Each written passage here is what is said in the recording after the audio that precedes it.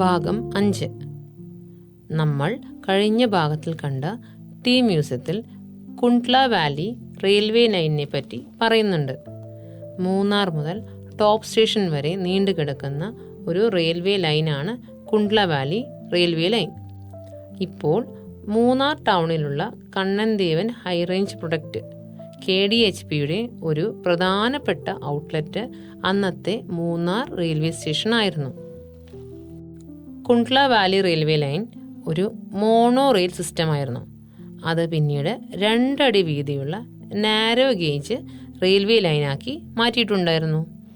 1902 മുതൽ 1908 വരെ മോണോ റെയിലായും 1908 മുതൽ 1924 വരെ നാരോ ഗേജായും പ്രവർത്തിച്ചു.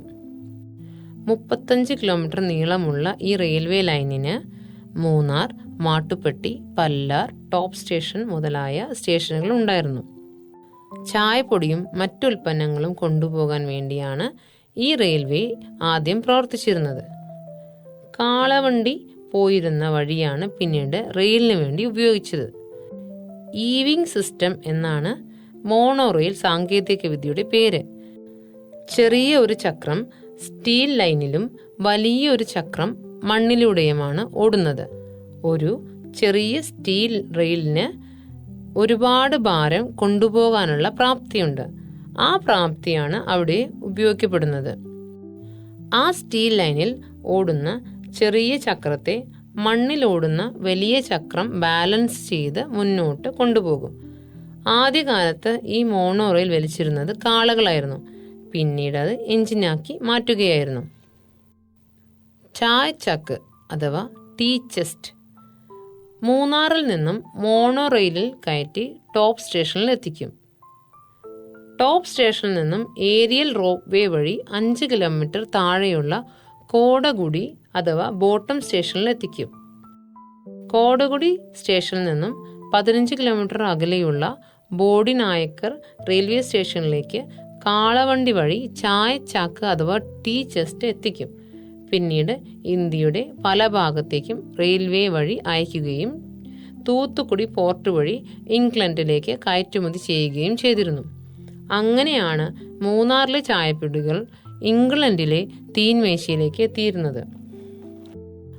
പനാമ കനാലിനെ പറ്റി കേട്ടിട്ടില്ലേ? വെള്ളത്തിൻ്റെ ലിഫ്റ്റാണ് അവിടെ പ്രവർത്തിക്കുന്നത്. അതുപോലെ തന്നെ മറ്റൊരു പ്രക്രിയയാണ് മൂന്നാറിൽ നടപ്പിലാക്കിയത്. അതൊന്നുകൂടി വിശദമാക്കുന്നു.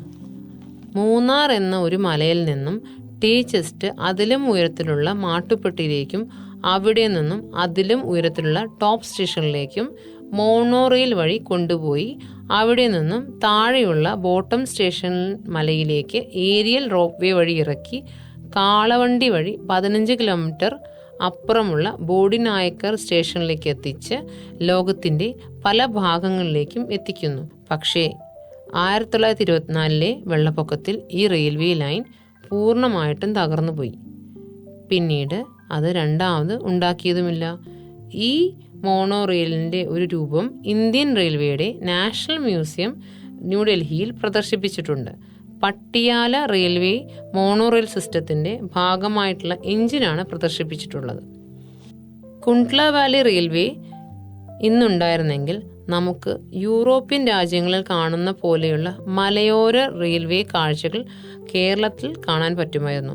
എനിക്ക് ടി മ്യൂസിയത്തിൽ എത്തിയപ്പോൾ മനസ്സിലാക്കാൻ പറ്റിയ ഒരു കാര്യം, യൂറോപ്യൻസ് ഓരോ നാട്ടിൽ വന്ന് അവിടെ എന്തൊക്കെയുണ്ട് എന്ന് അന്വേഷിച്ച് കണ്ടുപിടിച്ച് അവിടെ നടപ്പാക്കാൻ പറ്റുന്ന പദ്ധതികളൊക്കെ നടപ്പാക്കി അവർക്ക് സമ്പത്ത് നേടിയെടുക്കാൻ ആണെങ്കിൽ കൂടി ആ നാടിന് പുരോഗമനവും ഉണ്ടാക്കിയിട്ടുണ്ട്.